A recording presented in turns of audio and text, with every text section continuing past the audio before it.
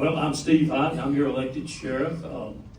I was elected in 2018 and re-elected in 2022, and of course, seeking my third term now. I've been to sheriff's, again, I want to apologize for my voice. I've got a little something going on and a little drainage, and so I may be whispering before the night's over with, but anyway, I started at the sheriff's office when I was 20 years of age in 1984. Worked in the patrol division, then was promoted to sergeant, then was in the civil division, and worked as a sergeant and lieutenant. But before that, I went to CID and was a lieutenant down there. So been in the sheriff's office my entire adult life, basically, and so I'm glad to be here tonight. I appreciate the invite. I appreciate my wife Rhonda for being here. She's always supported me. A lot of my family is here tonight. A lot of my friends, a lot of my co-workers, a lot of sheriff's office people are here, and so that means a lot to me, and I really appreciate you being here. Thank you, Rick. Very good. All right, Brandon, if you'll just tell us a little bit about yourself and basically why you're running for sheriff. My name's Brandon Johnson. I grew up in White Plains, right outside of Mount Airy. That's where I've been my whole life. It's always been my home. That's where I'm still at. That's where I was born and raised. That's where both my mother and my father, who's here tonight, were born and raised as well. So our roots run deep here in Surry County. So the only place we've ever called home. My wife's here with me tonight. I'm married to my wife, Teddy Sue. I'm very thankful for an awesome supporter of a wife. In-laws, couldn't do half of what I've done without my support system, my committee that's been here with me tonight, my parents on both sides, my in-laws and my parents, and I got two sons, Hudson and Parker. They're back there somewhere, probably on an iPad, even though I don't like them things. But I've been married for, well, just realized something while the other candidates were talking. February 13th will be 13 years for me and my wife. It's going to fall a day into early voting. That might be interesting, so she might forgive me on a hot anniversary date this year. But thankful for my family. Thankful for having an opportunity to stand up here and serve in the community. I started at the sheriff's office. I've been there for 13 years total. I've worked in jail. I worked patrol, both day and night shift. I was field training officer. Got promoted to assistant supervisor on patrol for about a year stint, and then opening came up in narcotics, where I've been for the last 7 years. I took that transition to narcotics division. I've been there for the last 7 years. Last 3 years, I was detective sergeant. Narcotics. I was also on Task Force Homeland Security Investigations. Also been a general instructor for the last 7 years of my career, where I still actively teach at our local college, Surry Community College, our basic law enforcement program, and our detention officer certification course. Also, the last 7 years of my career, I had a K-9 partner, K-9 Ace, and he is retired after 7 years of service, living at home with the family, all fat and retired and happy now. So we enjoy him. I enjoyed my career with him as well. But I'd humbly ask you for your support and vote. I'm going to give it 110% every day to not let you down as a community and really make a positive impact. Thank you all for being here. Very good. All right, next question. Start with you, Brandon. Many municipal jails generate net revenue for their county budget. Do you have a vision for making our jail a net revenue producer within 4 years, and how would you do that? So I worked in the jail. That's been about 13 years ago. I know we got a new jail now. A lot has changed even since I've been there. As a candidate running for sheriff, I will look into the budget very strictly if taking office.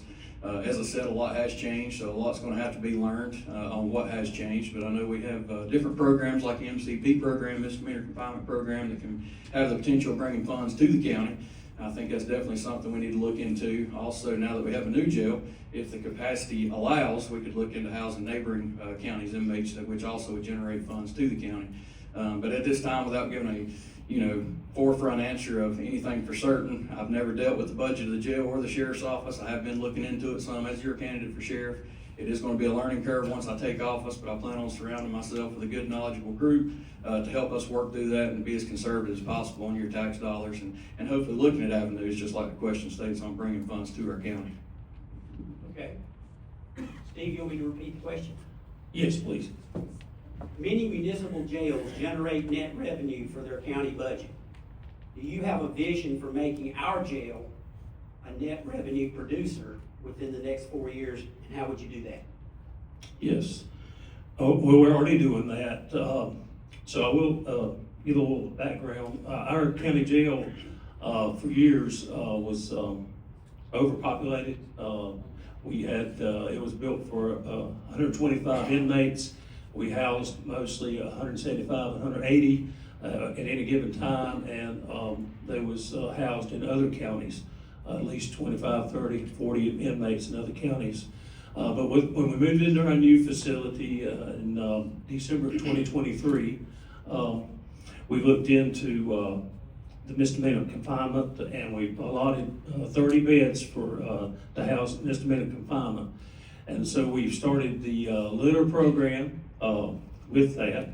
And so far, the county has, the revenues that has come in is like over $550,000, a little bit more than that. And that's just started in February last year, so a little less than a year. And so that's a great thing. We can't house other inmates from other counties at this point. We've got room, but staffing would cause a problem. We'd have to get a lot more staff. Okay. Next question. According to the Finance Department's audit reports, the Sheriff Department budget doubled from 2018 to 2024 for legitimate reasons such as inflation, new jail expenses, new SROs, those are school resource officers, and retaining our workforce. What is your vision to maintain critical capabilities if the department's budget cannot continue to increase at the rate over the next 4 years? Yeah. Okay. Well, like you said, the reasoning for that is, in addition to what you mentioned, as far as got SROs in all the different schools, we've built a new jail and doubled probably the staff down there. On that original budget you mentioned, animal control was not on that. It was added. So there's a lot of things that's been added to that, and I don't foresee that increase, and I think the majority of it has been because of the jail. I think 81% of the budget is compensation personnel salaries, and so that's only 18,000 or 19,000 that's been on other avenues. So I don't think that it would continue to increase. I think we just happened to hit at a time when we built that brand new jail. We had to get it staffed. We wanted SROs in all the schools. We've done that. Animal control moved to the sheriff's office when it had been under the health department prior. Okay, very good. I'll repeat it for you, Brandon. According to the Finance Department audit reports, the Sheriff's Department budget doubled from 2018 to 2024 for legitimate reasons such as inflation, new jail expenses, new SROs, and retaining our workforce. What is your vision to maintain critical capabilities if the department's budget cannot continue to increase at the rate it is over the next 4 years? I will agree with a lot that the sheriff did speak of on that. I know it's been a big concern of a lot of folks in the community, the budget, but there's been a lot of stuff added under the sheriff's authority. And one of those being the new jail, animal control deal. And sadly, it takes money to have nice equipment, to pay our employees good, which that's a tough thing nowadays too. But I think, sustaining that budget, I think as a candidate running for office as sheriff, going into the office fresh and new, I would look at doing some restructuring to the sheriff's office, trying to alleviate any positions that, could be combined with others, and sitting down with command staff that I've built to try to really dive into the budget with a conservative, mindset of seeing what we can do to try to save dollars and see that this influx doesn't continue. The $8 million is a large number, but if any of you guys haven't had a chance to ride down and see the new jail, it is a superb facility, and it was one of them things we had to have. I mean, overcrowding in the jail, we're lucky that, OSHA hadn't come in and made an impact on that yet, so that was something that was just a must-have. There's no way around it. But as your candidate running for sheriff, I will go in with a conservative mindset. I'll sit down with my command staff. I will dive into the budget head first. It's going to be a learning process. It's nothing I've never done before, but any sheriff we've had in the past going into the office is something new you walk into, and that's a very important factor. But again, we'll be as conservative as possible. If restructuring is needed in certain positions, which I feel like there could be, You know, I think we could look at those avenues to hopefully even decrease the budget if possible. Inflation is gonna make that tough, but going into it with a conservative mindset and thinking about the people that we serve and how we can most effectively serve you is gonna be the number one mindset. Okay, thank you, Brandon. Go ahead and take this next question. What is your cross-department vision for addressing the drug problems in Surry County? Well, I actually have worked on the front lines for the last 7 years dealing with our drug crisis, which I personally believe is the number one problem that relates back to 99% of the issues in our community, whether it's crime, mental health crisis, or what have you. It's gave me a different perspective, being out here working and dealing with drug addicts day in and day out, working through my career.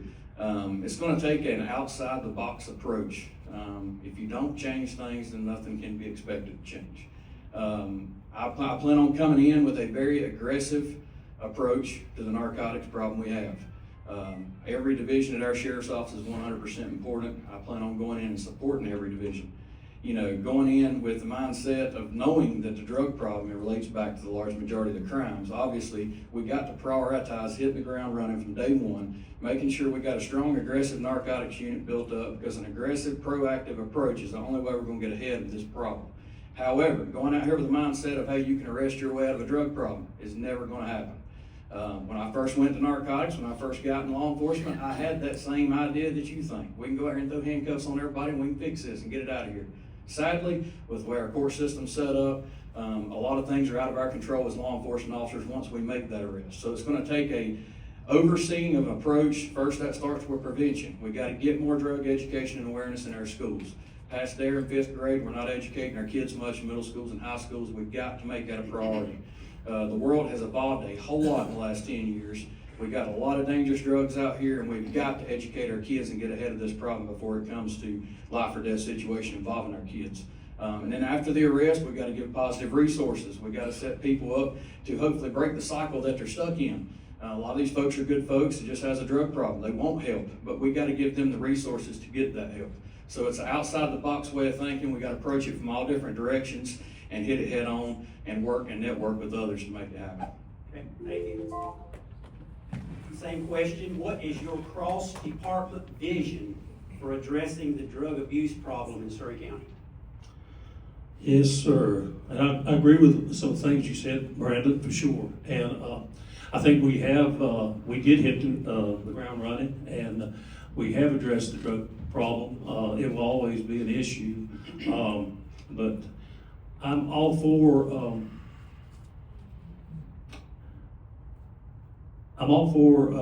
treat. I don't think you can blur the line on enforcement and addiction, but I'm all for helping people with addiction, and that's the reason we've started programs in the jail. That's drug programs, they're reentry programs, job programs, and it's great. It's great what we're doing in the jail, and the accomplishments we've made, and that's just been in the last year. We couldn't do that with in the old jail. We didn't even have a broom closet. We didn't have somebody housed in there. We didn't have any rooms, any meeting rooms, anything. So that's the stuff that's come into effect after we got in the new building. And we've done that, and it's a great program, and I'm all for cutting the recidivism. I don't want people back in the jail. I think we ought to provide them with services, and so some things that would keep them out of the jail, I think, is stable support systems, education that leads to real jobs. I think that recovery that treats addiction and trauma, and then we got to get them housing and work at housing and jobs and community involvement. I think if people wants to be capable of doing it, they want to be supported, they want to be hopeful, and I think they will. Okay. I think they will. All right, I'll quit. You can take this next. Okay, bro. All right. We heard earlier this year that our bailiff wears gloves out of fear of fentanyl poisoning. Can you describe to the voters the law enforcement challenges of today's drug issues versus those 20 years ago and your vision for meeting these challenges? You're exactly right. 42 years ago, when I started in the sheriff's office, you know, anybody in the county, anybody in the sheriff's office could, there's like 3 or 4 different areas in the county that we knew was drug problems. Now every street is a drug problem. You know, you can't go anywhere in the county that there's not an issue. But our thing just continued training.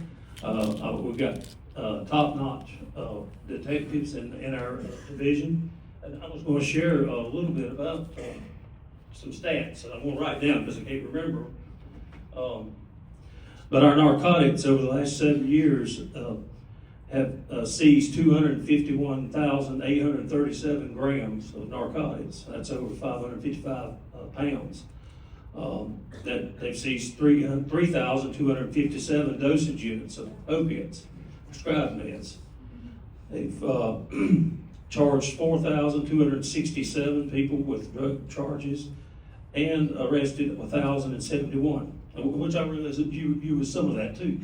But that's amazing. I think we are addressing the problem. We're never going to wipe it out completely, but I think we are addressing the issue. Okay.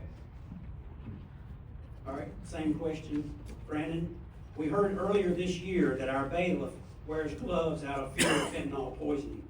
Can you describe to the voters the law enforcement challenges of today's drug issues versus those 20 years ago and your vision for meeting the challenges? Yes, that's a great question, a great point. 10, 15 years ago, even 20 years ago, like the question states, all we really heard about in this world was crack cocaine and marijuana. Those days are gone. Crack cocaine and marijuana are still here. However, it's being laced with this F word we're hearing, fentanyl. This fentanyl has changed the ball game when it comes to how we operate as law enforcement, how you guys live your everyday life. And if I had about an hour to sit here and talk to you guys about the dangers of fentanyl and things you need to look out for as just ordinary citizens, it'd blow your mind. But if you got questions, reach out to me. I'll be glad to share it. But it has changed the way we have had to work as law enforcement goes. And I have been in narcotics for the last 7 years, so I've been a part of that change. I've seen the change on the streets. I've seen the change we got to make as law enforcement, because at the end of the day, if we're not keeping ourselves safe, what good are we to serve the public? And this fentanyl and us running across and dealing with drug addicts and drug users and traffickers on the streets, we're handling this stuff.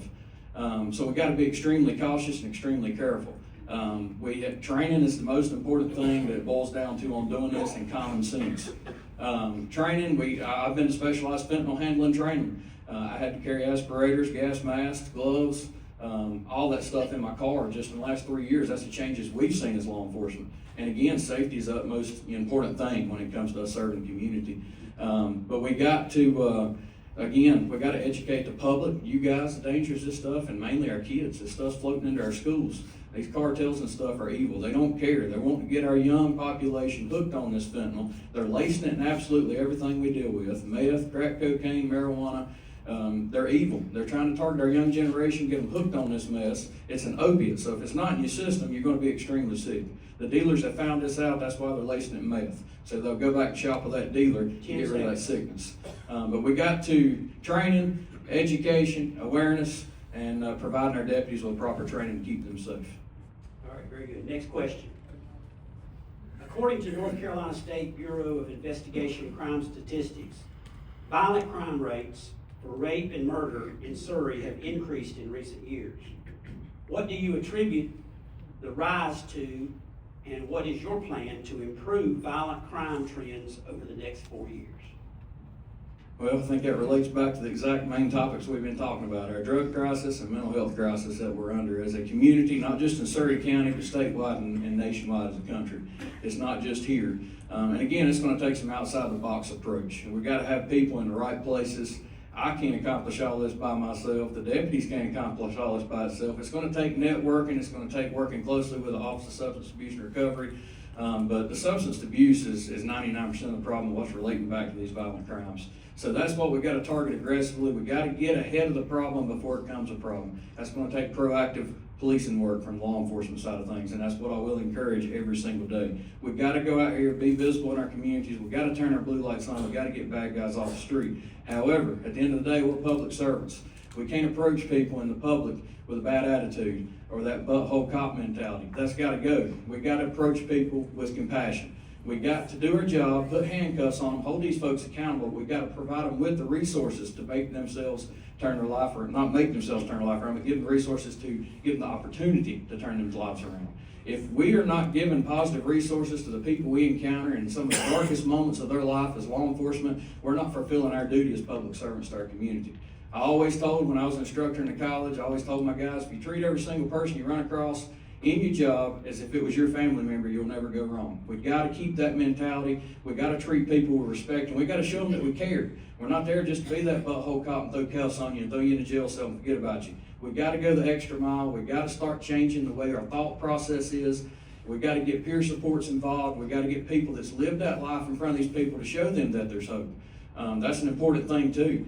A lot of folks just give up on life. They don't think they got nothing else to live for. We've got to show them proof that it can happen and give them the resources to make it happen. Very good.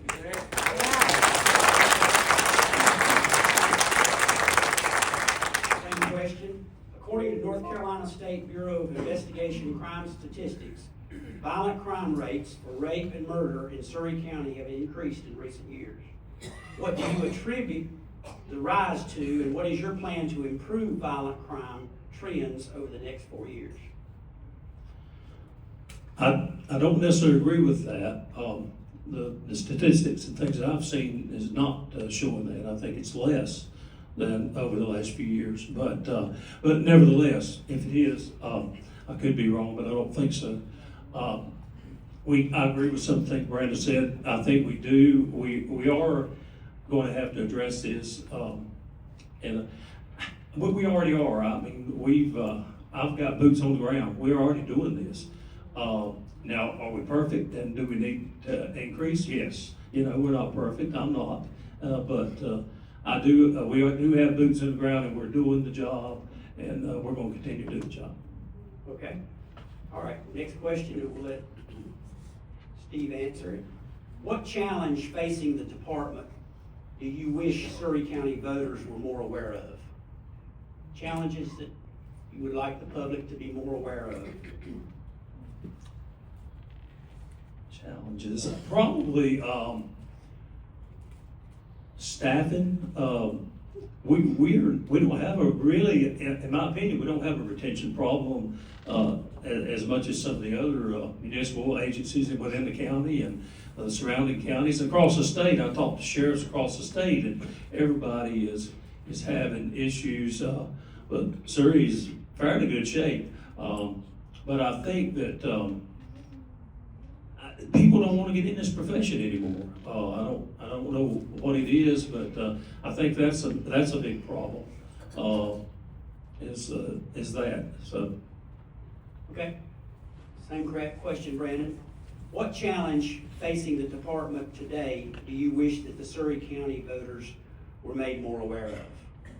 Well, I could talk all day on this because there's lots of challenges the public don't understand. They try to criticize us on as law enforcement quite frequently. Something simple as calling and saying, hey, my neighbor's dealing drugs, can't you go kick her door in? You know, there's a lot of investigations that has to take place before we can just act on something. Sometimes it's hard to get that across to the public and letting them be more aware of what we truly have to go through as law enforcement before we can kick in a door, so to speak. Another thing would be the retention of officers, and this ain't just Surry County, it's statewide, it's nationwide. There's not people standing in line to become a law enforcement officer in today's times. Our deputies need support and motivation more than ever. Today's times, you've got to support your people and value your people. Give them a reason to want to stay and serve. I've always had the mentality I could go to Winston-Salem Police Department right now and probably make $30,000 more a year than I did at Surry. If I'm going to put a badge on and a gun on and go out here and do this job, I want to make my home the best it can be. I want to make my home where my kids are growing up the best it can be. I don't look at a money figure. I'm signing up to make a difference in our community so that my kids can have a safe place to call home and thrive as they go into adulthood. That is my main motivator of why I'm running. We got to show like I said, we got to value our people, and I'm sure there's a lot of, men and women currently serving at the sheriff's office that has the same mentality. They don't want to drive to Winston or Iredell County or these other places just because it pays more. Now, don't get me wrong. We all like money. It's the root of all evil. We know that. Everybody wants more money constantly. But at the end of the day, law enforcement, public service, probation, firefighters, EMS, 99% of these guys don't sign up to do this for the money. So we got to take care of people. We got to value them. We got to support them and motivate the team so that we can keep good, experienced employees at our sheriff's office. Okay. Next question. Brandon, what are the most important core values and standards for law enforcement to meet in today's challenging world? Core values and standards. Well, the standard's obviously professionalism. That's the best standard that we've got as law enforcement. A big issue in today's times is community trust. And that's not just because of the service of the sheriff's office in today's time or past. We got a lot of great men and women that serve every single day at our sheriff's office that give it their absolute all. I think that's a nationwide problem, as the media has persuaded us to be the bad guys in every situation. We've got to build that trust back with our communities. We've got to show them that when they call, we're going to show up. We're going to treat them like a human being. We're going to serve with compassion. We're going to give them the respect that they deserve. At the same time, if we, approach somebody, you got to always let someone else's actions dictate your response as a law enforcement officer. But professionalism, looking at making sure that they're there for the right reasons. I know, a lot of times complacency can set in any of us in any of our roles or jobs.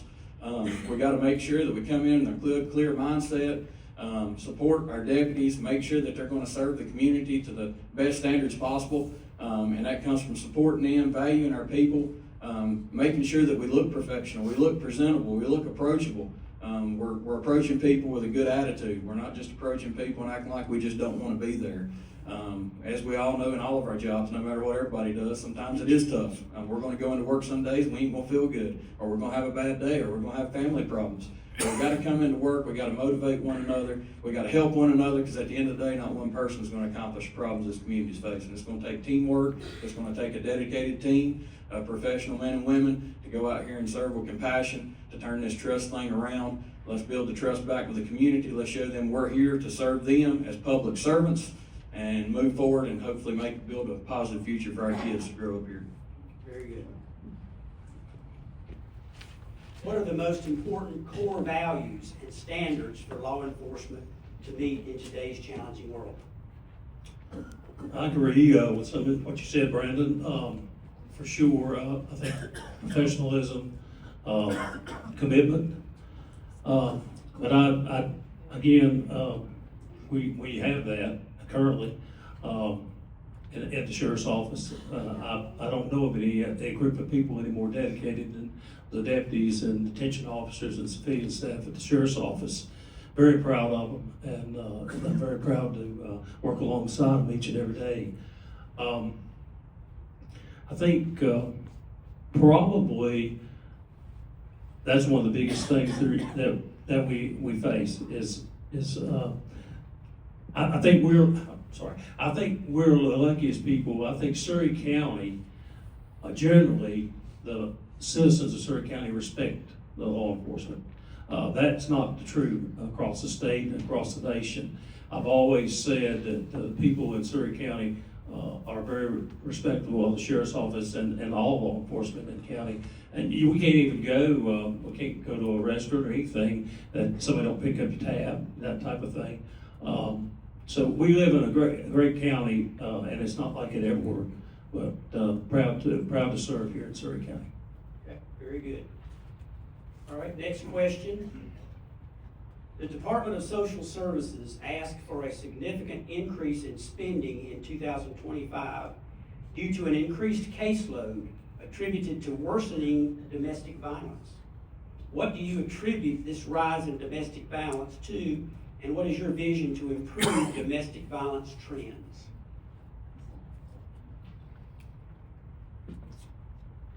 I don't know exactly what to contribute to. Probably drugs.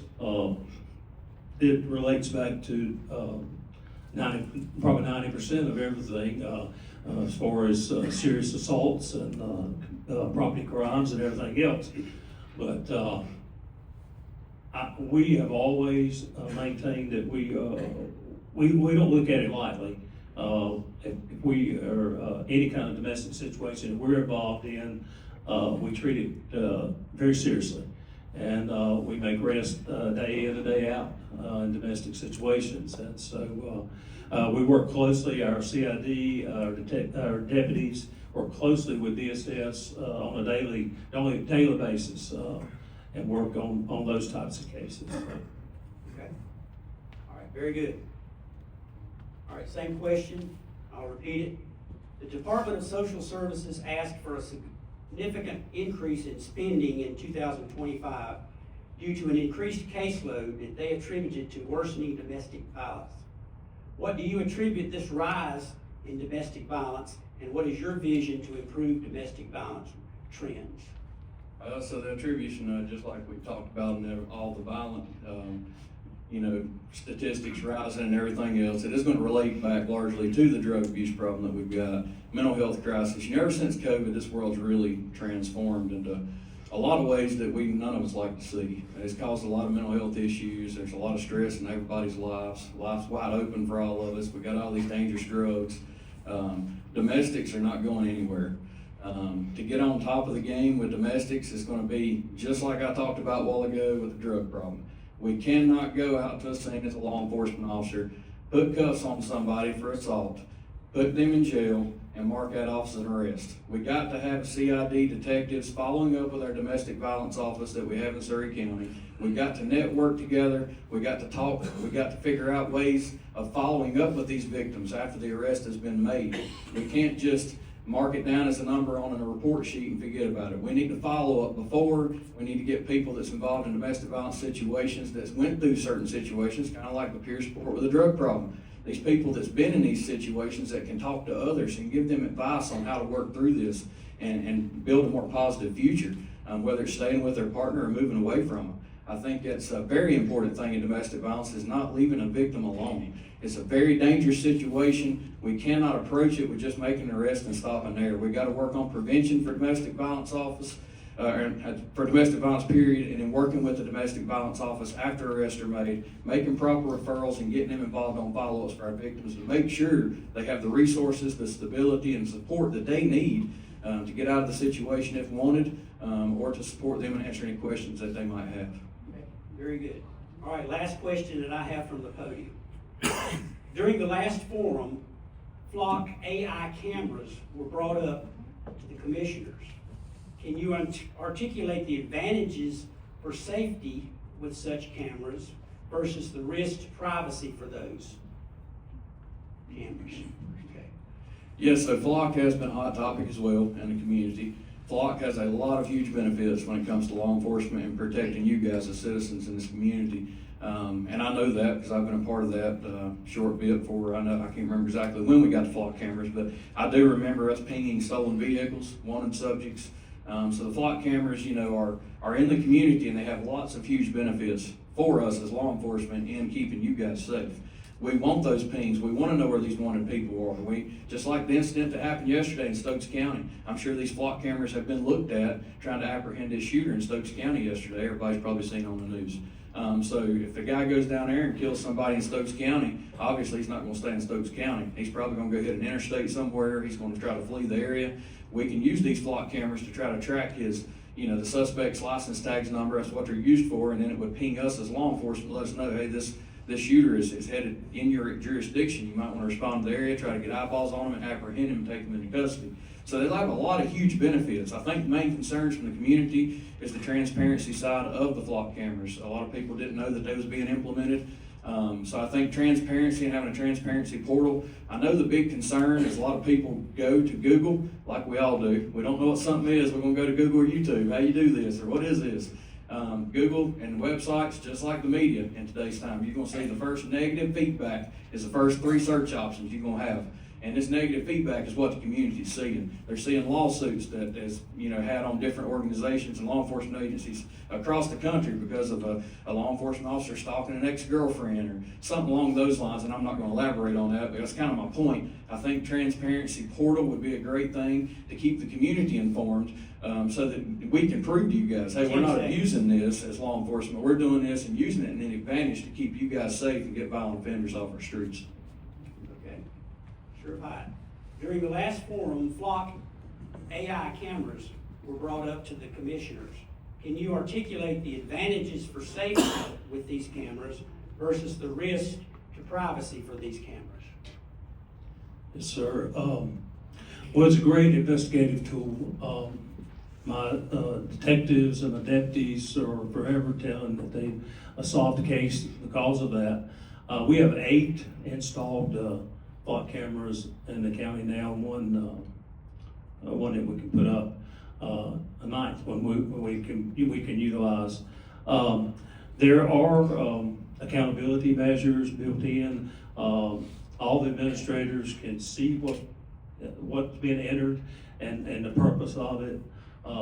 And so I think it is being addressed. I don't think there's any that I'm aware of, but if there is anybody that's not using it for the right purposes, we will look into that. And of course, but there are measures in that's set up where we can check that. Okay, very good. Now, I'm sure we've got some questions from the floor. We will address those at this time. Y'all asked some interesting questions, but this was the most common, and I'm very pleased that this was the most common question that we received. All right, here we go. With all the division within the sheriff's race, what positive attribute can you share about the other candidate? Well, this is an easy one. I've known Brandon Johnson since he was probably about this tall, and met him through his uncle, Jamie, and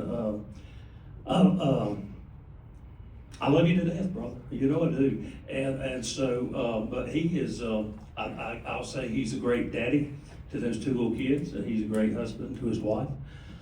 He was a good narcotics detective when he worked for me. So it ain't nothing that I wouldn't do for you if you needed me, except for vote for you this year. But other than that, there's nothing that I wouldn't do for you if you needed me, if you asked me. And I mean that from the bottom of my heart. And so I guess there's other things I can say good about you. But we've always maintained good friendship, and I hope that will continue even after this race. Good. All right, Brandon. With all the division within the sheriff's race, what positive attribute can you share about the other candidate, your opponent? Well, I did work under Steve and didn't foresee this happening and me running against him, but I guess God works in some crazy ways sometimes. I wake up some days and think I'm in some kind of wild dream, but here we are with lots of prayer and moving forward. And that is the thing. Steve has always been good to me. He's I guarantee I could call him tomorrow, and if I needed a shirt on my back, he'd give it to me. He'd be right there just like he said about me. And at the end of the day, we're all stepping up serving in some very critical, challenging roles, as the chairperson mentioned at the first of the night. And I respect anybody with a willingness to step up in any role of public service, and trying to serve the community. And Steve's done that for 42 years, and he's always showed up and worked and give back to the people, and I respect and look up to anybody that does that. He's always been giving, always, tried to, I remember one time years ago, working patrol, we went to his house, him and his wife Rhonda invited me and my old Sergeant Jason White there, who I love to death, over for supper, and that's what it's about. We're out here trying to serve the community. You're with these folks that you work with, and for one thing, your life's on the line. You've got to depend on these people to have you back, and another thing, you're going to see some of these guys at work and gals more than you do your own families. Love and unity is everything when it comes to being public service. Sadly, in today's times, we all see the diversity that small town political races can cause. I know there's been a lot of drama and mess on Facebook, but I know that for a fact you haven't seen mine or Steve Hight's name associated with any of that directly. And I respect him for that, and I hope we can keep it that way until March 3rd. I know I plan on doing that and keeping everything but positive for me as a candidate, and I appreciate him and all he's did and giving himself and his service to the Surry County for all these years. Very good. But I don't think he'll wear your shirt. Are there any other questions that we need to look at? Oh, wow. A couple of those are for individuals.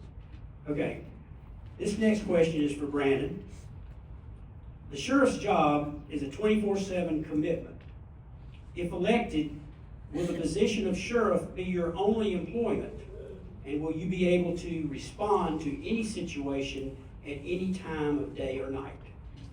Absolutely, 100%. I guess most other folks do know that I have had to have other employment because I had to resign from the sheriff's office in order to run for sheriff against the incumbent sheriff.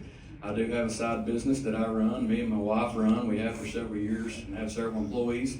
That is already in the works and already planned and set up. If I win this sheriff race, 110% of my time, energy, and everything I got is going to go into this position as sheriff. No ifs, ands, or buts about it. I've already got it in place for someone to manage the business, and I think my wife can already attest when I worked narcotics, this business was running then as well. The business is managed a lot by my wife, so I've been just an ordinary employee, I feel like, since I resigned around the other employees we got. But I guess, going back to the main question, day, night, my wife could kick my hind end a lot talking about some of these old stories, but I'm a type person, if I'm on my way home and I know I'm headed to the house and I'm getting ready to clock off, and I've got some previous supervisors in the room that can attest to this too. If I pass a car that I know matches the description of a bolo, or that I know is a stolen vehicle, or I recognize it at a drug house from earlier, I can promise you, I'm gonna turn around on that.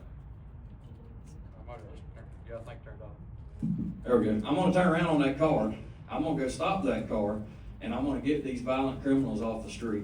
My work ethic, from starting at 12 years old in the tobacco field, pulling first primers, and a lot of you has did that, has really ingrained in me a strong, motivating work ethic, the value of a dollar bill, and I can guarantee you, without no hesitation, if I was to win this sheriff race, 110% of my time, 24/7, day and night. You will see me out there at night a lot. You're going to see me out there in the field. I've been kicking doors in and getting violent vehicle chases and stuff for the last 7 years. That's not going to stop. I'm going to go after it, and I'm going to try to clean these streets up.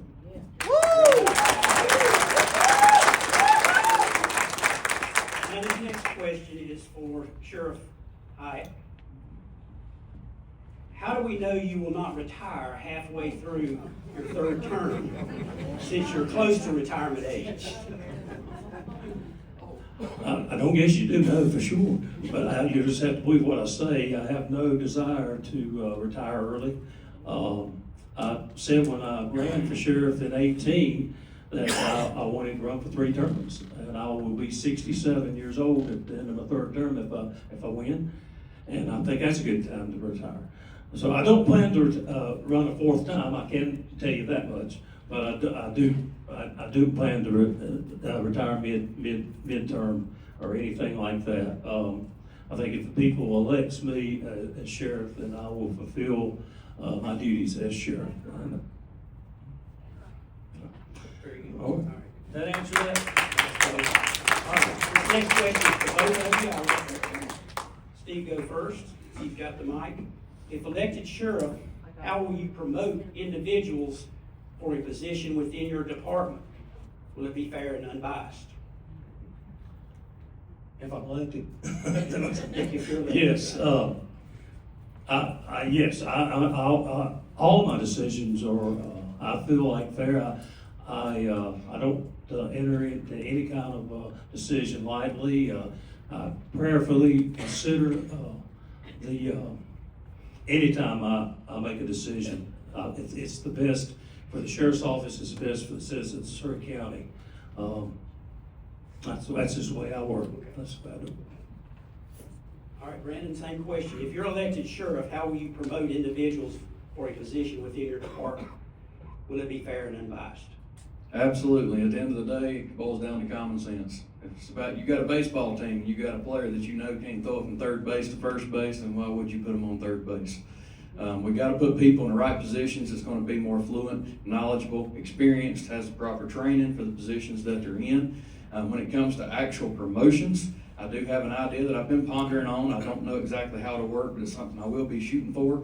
Currently, we do have panel boards at the sheriff's office for promotions. I would love to see those panels be consisted of employers, either retired in law enforcement or active in law enforcement from neighboring agencies, so that it is a totally unbiased decision on these panel boards for promotions, and not actual employees of the sheriff's office. I think that would be the most fair and impartial way to handle promotions, because it's going to go solely off of work ethic, training, experience, common sense. And I think that's what we really need to look at doing, is removing as much of the politics. There's politics in anything we do, we all know that. But as much of the politics as we can, removing it out of the sheriff's office in particular, because at the end of the day, we got to put people in the right positions that's going to more effectively serve the community, and that's you. Okay, all right, this is for both of you, and I'm gonna rephrase this a little bit because of what I feel like is inappropriate. But it says, as administrator of the sheriff's department, if you had an employee that was involved in some type of improper activity, whatever it might be, how would you act upon that as part of your job?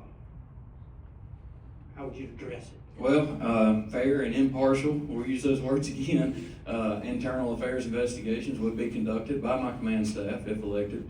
And if there was conduct unbecoming found and evidence was there, I think the standard should be set, because that goes right back to what we talked about earlier, that word professionalism.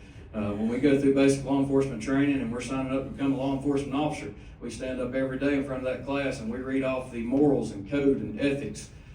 And we take that oath to protect and serve and uphold those morals and ethics every single day. That's why we get up there and say it along with the Pledge of Allegiance to the flag.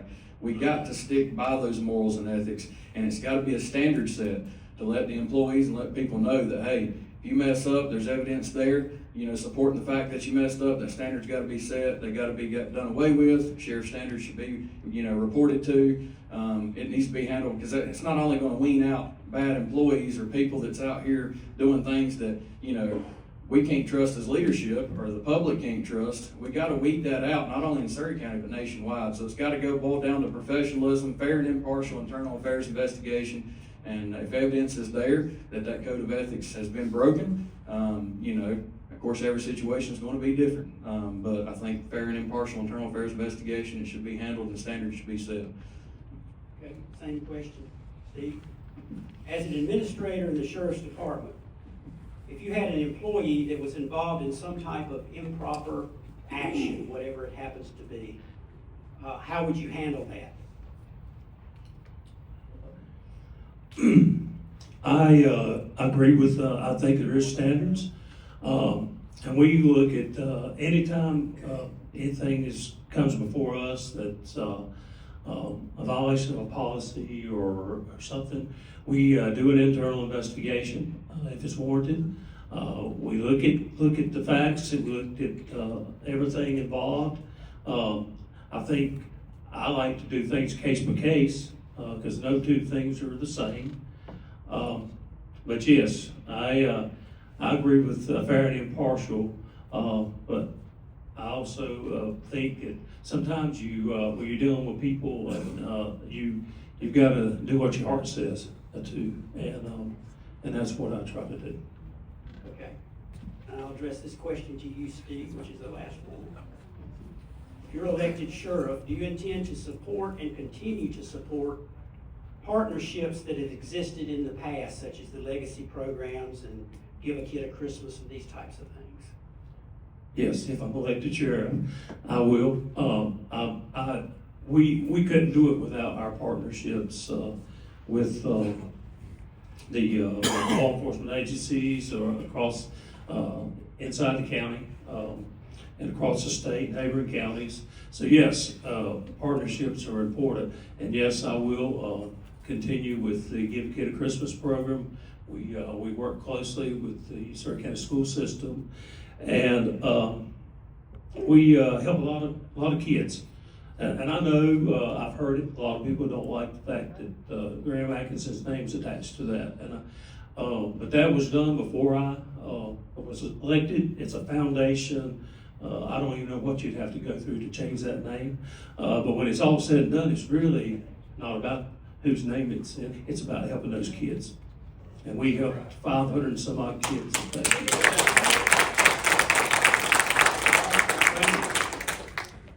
If you're elected sheriff, will you continue to support programs in the community such as Legacy, or Give a Kid a Christmas, or other types of support and partnerships that exist between the sheriff's department and the public?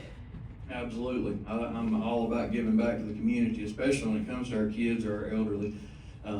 As Steve mentioned, you know, working together as a community and trying to give back to those in need, I think is needed more so now than it ever has been in the world we live in.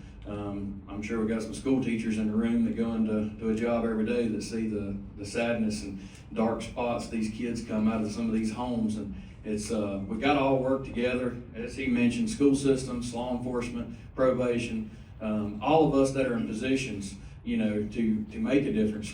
We got to work together. We got to network. We got to give back every chance we can. It all comes back to serving with compassion, respecting people, networking together, training together. Not one person can make a difference. It's going to take a community coming together. Even you guys. I agree with Steve. I don't agree with what that foundation's named. You know, I think it should be called Surry County Give a Kid a Christmas, not even Surry County Sheriff's Office, because it's about you guys as a community too. But that's my own opinion. But that don't mean that I'm not going to cooperate and try to give back to these kids that are in need at the time of Christmas. You know, again, it takes all of us coming together to make a difference. It could be one of us sitting in this room in need at some time down the future, and we might, you know, would hope that somebody would step up and help us. I've been involved in a lot of nonprofits, you know, throughout my life. One of them that I was close related to. So I'm all about giving back. That's what it's all about at the end of the day, is being there for somebody when they ain't got nobody, or if they're in a medical crisis. We got to step up as a community and take care of our neighbor, and that's what we're supposed to do. Okay, last question. If you're elected sheriff, how do you plan to keep inmates safe in jail? Well, I think that boils down to proper staffing, proper training and stuff with the inmates. Looking at reaccessing, you know, all the, again, it's been 13 years since I've been in a jail personally. I love my job working as a detention officer, and was very thankful for it. It really helped me out transitioning to patrol, learning who you was going to deal with, who you was talking to. It all goes back to, you know, going back to vetting your employees that you hire. Are they committed? Are you giving them the tools and training that's needed from supervision, from leadership? Are you offering them training? Encouraging them to go to training? Having meetings with the employees. I think some meetings occasionally with the employees from leadership to talk to them about the things that's going on, concerns they have. I think that's very important things too, is involving your people that's actually on the front lines doing the work, and sitting down with them as leaders and getting feedback from them. If you're getting the same negative feedback from multiple employees, well, there might be a problem you might need to address as leadership. So it just boils down to common sense, working closely with healthcare providers in the jail to have a good system in place, making sure that we're staying on top of checking on inmates if they're on special watch, giving our detention officers the training that they need, the support they need, and the tools that they need to more effectively do the job. Okay, all right, last question to Sheriff Hiatt. As acting sheriff, and if elected to sheriff for another term, what do you do to keep inmates safe in jail? I think that's already in place. I've got dedicated employees, dedicated staff down there.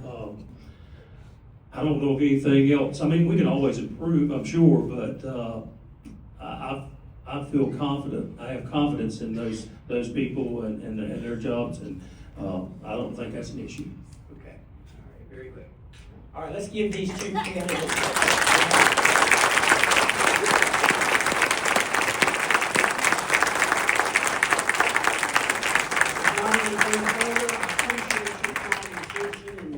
Bearing with me as your moderator this evening, and God bless each and every one of you, and you know, get out and spread the word about these candidates, because we've got a few other citizens in this county besides the ones that are sitting in here, and you know, let's move on with what has to be done to make Surry County the greatest county in North Carolina.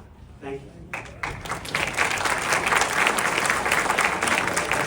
So, does anybody else surprised that this is Walter's first time doing this.